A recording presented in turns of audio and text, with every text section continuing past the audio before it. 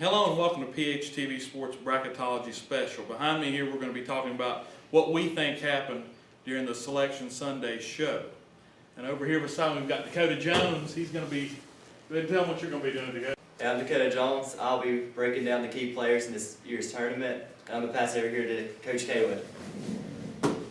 Hey guys, welcome to our bracketology. You see back here behind us, we're going to be making our picks for our NCAA brackets, and this is just going to be a fun way for us to keep up with it, and hopefully you're going to learn something. Hopefully you're going to enjoy this as our PHTV is yet again breaking new grounds and set the standard in the Hoagie district. So we hope you have a good time, and we can't wait to let you see how we have picked our bracket. Back to you, Dillon. And it all starts right here in a few minutes as we let Mr. Perrigan compare his bracket with Barack Obama's. We'll be right back.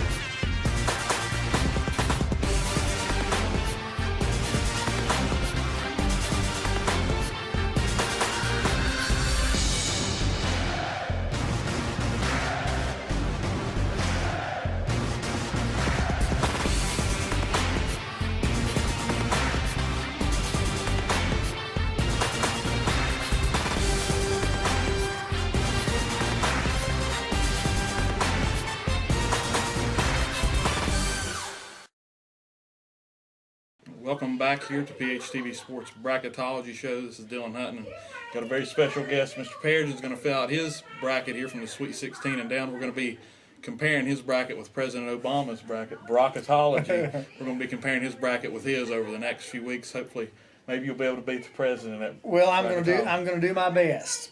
So let's go ahead and start, Coach. Go ahead and do your Midwest. All right, starting out in the Midwest, of course, an easy pick for me is to pick Louisville. Number one seed overall, and so they're going to be in my Sweet 16 for sure. And then I'm going to have them matching up against Michigan State. I think Michigan State has a fine ball team, and look forward to seeing that matchup in the Sweet 16. And moving down to the West, I have Ole Miss. Ole Miss has got hot at the right time, and I know Dillon will like that pick. I do. I like it. I also want to stay true to the Rebels. As we're Rebels here at Patrick Henry High School, but I like Ole Miss. They're playing well at the right time of the season. And then finally, on that side of the bracket, I'll be going with Ohio State. They've played well all year, short of just a few games, so looking forward to seeing that side of the bracket. And let's go ahead and jump. So that will be your Elite Eight on that side. So he's got Louisville, Michigan State, Ole Miss, and Ohio State. Now let's jump over to the other side of the bracket, to the south and east side, to see who's going to have paired up against each other. All right. As bad as I hate to do it, I'm going to pick Kansas. Kansas has a great ball team. They've played well. Certainly earned the number one spot over there in the south. Probably thought that they deserved the number one overall rating. That didn't happen for them this year, but even though they're not my favorite team, got to give them their due respect. Then this is the pick I'm really looking forward to: VCU versus Kansas in the Sweet 16 on the south side. VCU may have the best coach in all of college basketball, in my opinion, Shaka Smart. And that's a really tough matchup there for Kansas and VCU, because VCU's gotten hot here lately, and the way they play defense, I think that's a good pick right there, upset-wise. I think that could happen, too, if we'll have to see what you pick later on the road. Looking forward to see that matchup. We'll have to see what you do here in a second. Of course, Florida, they've been playing well recently, been playing well for years. They're led by maybe another one of the better coaches in college basketball, so I look for Florida to be on that side of the bracket. And then finally, Georgetown. Going with Georgetown, not only because they have a good ball team, but because of the history and tradition that their ball team brings to the table. And then Indiana. Ooh, that's a good team right there. Going down to the east, Indiana is another team that probably feels snubbed, not having the number one seat not only in the tournament but also in the Midwest bracket. Indiana's playing, of course, in the East, and but I'm going to go ahead and put Indiana in on that side, and UNLV again going with the Rebels. He's a big Rebel fan. I'm a big Rebel fan for sure. Butler has been one of the great stories in college basketball over the last few years, coached by a good young coach. Brings a lot of excitement to the game, and look forward to seeing what him and his team do during the NCAA tournament. Always a good tournament team too, and they play in the Big East. That makes everything better for Butler. It does. And then Miami. Miami may be the most mad team of the entire bracket. Miami has played extremely well all season, but end up only being a number 2 seed. And I think they've got something to prove. And so I've got Miami finishing out my Sweet 16. And Miami won the ACC regular season and the conference. So usually that pattern usually gets them a number 1 seed, but I really did. I felt like they got dejected right there getting a 2 seed. But I think they've got a good bracket there to work with. They've got something to prove too now. Yeah, they do. Let's go ahead and move on to the Elite 8 now. Go ahead and start back at your Midwest, your Louisville and Michigan State game. It's going to be a good one. Michigan State that certainly will be a good opponent for Louisville. However, I don't think that they have the guard play to match up. So I'm going to go with Louisville. That's a good pick right there. I think Louisville's on a mission right now after the way they came back from down 14 to Syracuse in the Big East championship game. I think Louisville's a good pick right there. Let's move on down to your Ole Miss Ohio State. Ole Miss Ohio State. Well, as much as I like Dillon, as much as I like the Rebels, I'm afraid that Ohio State ends Ole Miss's hot streak right there in their Elite 8 game. And so I'm going to have to go with Ohio State. Sorry about that, Dillon. That's all right. That's 2 conference champions playing against each other, too. An SEC tournament champion and a Big Ten tournament champion. And what about a football game between these two? It would be pretty good, considering Ole Miss is growing and Ohio State's got a new coach. They do. It'd be a fun game to watch. But anyway, basketball, we're going to have to go with Ohio State. All right. So moving on to the south side, if that's okay with Dillon.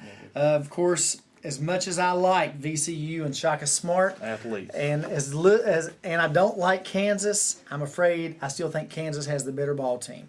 May not have the better coach, but they got the better ball team. So I'm gonna go with Kansas. And you're going with the 4 seniors and 1 freshman. I'm going with the athletes. Experience too. There you go. All right, and then of course Florida, as we said earlier, Florida has a strong program. Even though that they're didn't finish as well as Ole Miss did at the end of the season, I still think that they're going to end up being a team there that end up in the final 8. So I'm going to go with Florida. It's a good team right there, Florida. All right. And then maybe the next matchup that I think will happen may be one of the best games that we see in the whole tournament, because I'm picking Indiana to be in the Elite 8. Over UNLV. Over UNLV. Rebels are out at this point. All Rebels are out, so all bets are off for the Rebels to be in it. Rebels are gone. And Miami. Even though I believe Butler is very well coached, has a good basketball team, I think Miami just has too much to prove and still have a little bad taste in their mouth at this point. But I'm really looking forward to that Indiana-Miami matchup. Well, let's go ahead and do the Indiana-Miami matchup. Let's do the East Championship game here. All right, on the east side, the Indiana-Miami matchup, even though, as I've said time and time again, Miami has a sour taste in their mouth, felt like that they should be a number 1 seed, probably should have been a number 1 seed. However, Indiana also has a very good team. They feel a little bit slighted, feel like they have something to prove because Louisville got a better seed than they did in the tournament pairings. So I think Indiana may be the most mad team with something to prove, and so I'm going to pick Indiana. Indiana will be in the Final 4 then. So now, so far in your Final 4, you've got Louisville, Ohio State, Indiana, and we've got that Kansas-Florida matchup in the South. Go ahead and break it down for us for the last Final 4 spot. On the last Final 4 spot, we're going to have Kansas and Florida, and I am going to neither one of these teams are one of my favorites, and I'm going to pick Kansas. Just out of pure... Just because I believe Kansas has the better ball team of the two. All right, we're down to 4 now. We've got Kansas and Indiana playing up against each other, and Louisville, Ohio State playing against each other.